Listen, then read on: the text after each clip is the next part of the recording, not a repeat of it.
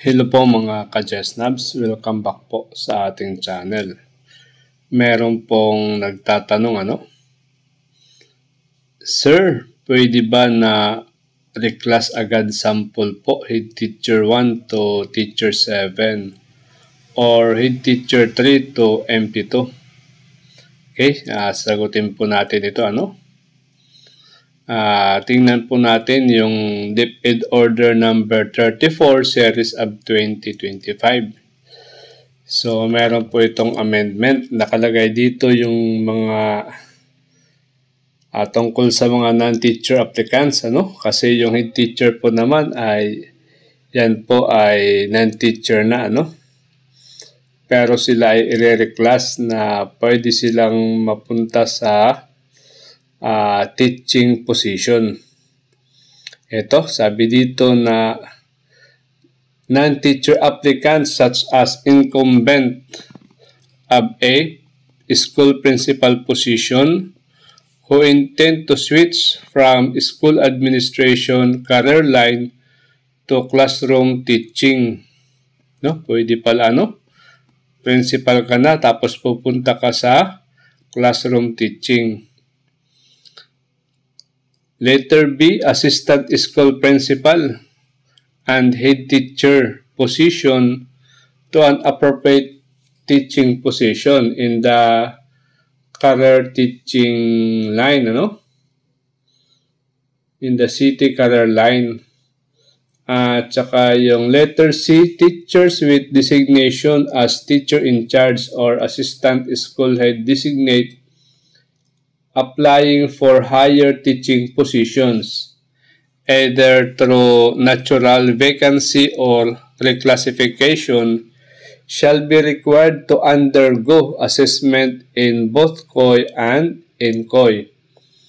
This provision ensures that non-teacher incumbents returning to the teaching career line are equipped with the necessary competencies and that their readiness to perform classroom duties is aligned with the PPST.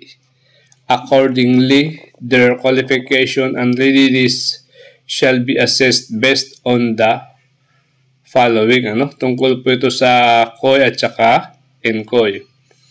Okay, so sagutin muna natin yung katanungan nung isa nating subscriber na kung yung head teacher 1 pwede bang mag-apply to teacher 7. Okay? So yung head teacher 1 kasi yan ay salary grade 14 Yung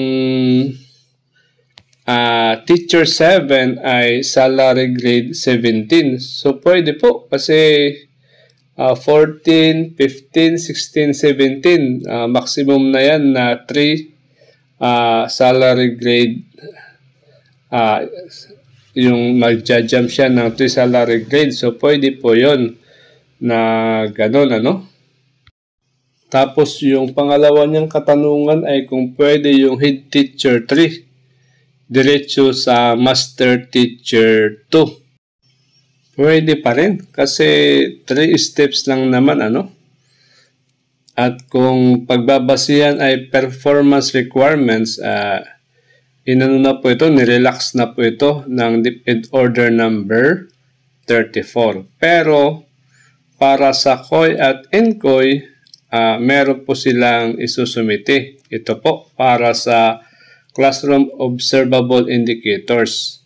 The non-teacher applicant shall demonstrate proficiency in the PPST COIs through classroom observation using the classroom observation tool for recruitment, selection, and placement, COT-RSP, particularly on the appropriate COT rubric levels to capture good performance in the corresponding PPST career stage following the process and protocols as stipulated in the guidelines.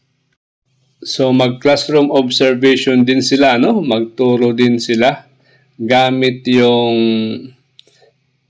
COT kung ano yung kanilang a-applyan na position sa teaching career line. Ano naman yung isasubmit nila na NCOI or yung non-classroom observable indicators? Okay, para sa mga head teacher or principal na gustong maging bumalik sa teaching position, teaching career line, they may submit relevant means of verification that demonstrate achievement of the required NCOIs.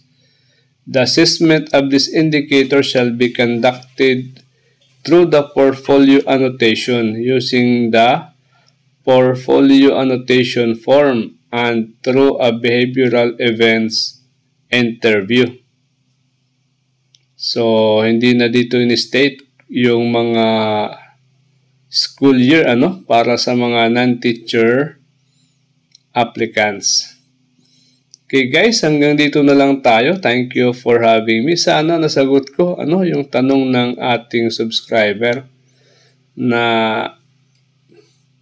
yung mga head teachers, pwede po silang mag-apply ng teaching positions. Bali, lilipat po sila ng kanilang career line.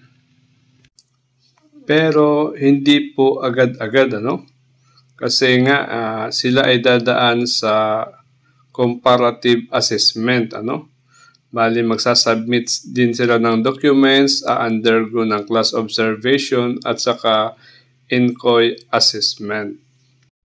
Okay guys, hanggang dito na lang. Thank you for having me. Pag-subscribe naman kung hindi nyo pa ito nakagawa. Bye-bye!